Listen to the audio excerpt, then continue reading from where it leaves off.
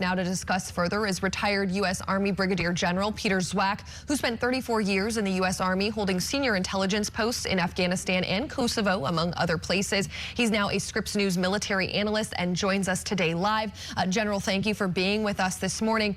To start with, amid fierce fighting in and around the city of Khan Yunis in southern Gaza, the Israel Defense Forces issued what it's calling, quote, an urgent appeal for civilians to leave much of that area. What could this next phase of this campaign entail, and how much work do you think the Israeli military has to do to accomplish its overall mission to eliminate Hamas? There's a time urgency crunch to this. The Israelis obviously see a lot of international pressure coming their way, including increasingly the United States. We have to remember what happened on the 7th of October that precipitated the move into Gaza, these horrendous attacks.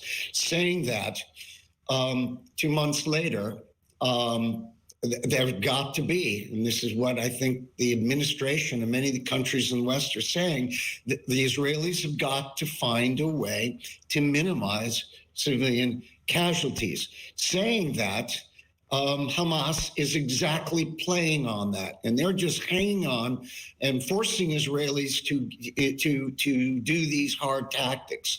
The time is not on Israel's side. If they were perhaps to get a big guy like Yahya Sinwar, maybe that would create a victory of sorts, where they could consider slowing down the tempo. I don't know the ceasefire, but maybe another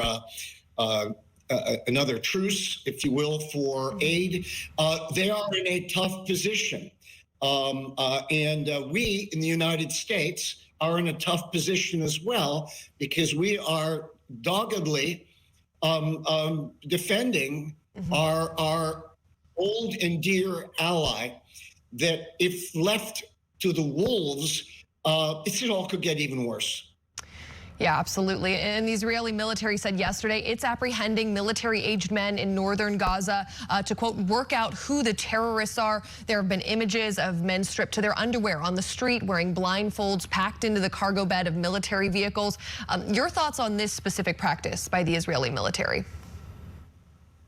I understand the if you will, the furor and the global furor and anger. But now imagine you're a young Israeli platoon or company commander. You've encountered a bunch of military-aged Palestinian men in a zone that was supposed to be cleared. You've got to find a way to get them into a place where they're safe. You always worry about suicide bombers with things underneath their robes and clothes and weapons. So how do you do it? And this is what's so hard. And these guys were in a controlled environment, spaced out, if you will, in rows.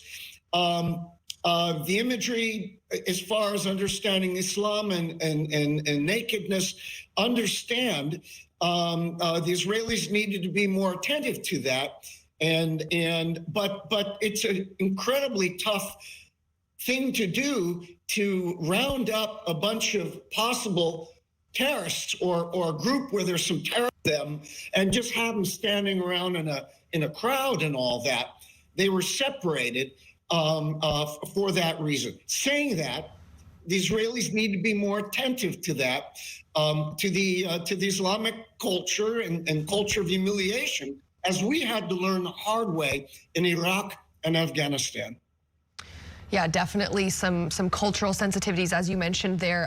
Friday, the U.S. vetoed a draft UN Security Council resolution calling for an immediate humanitarian ceasefire in Gaza. This is the second time the U.S. has been the only opposing vote on such a resolution, indicating, of course, its ongoing support for Israel, as you've spoken about. What impact could that have on already tense relations in the Middle East?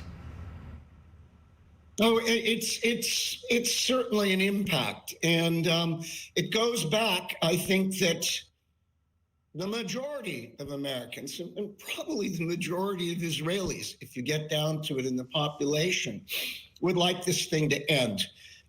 Saying that, they are in, and it's important, the Israelis and Hamas are in an existential fight.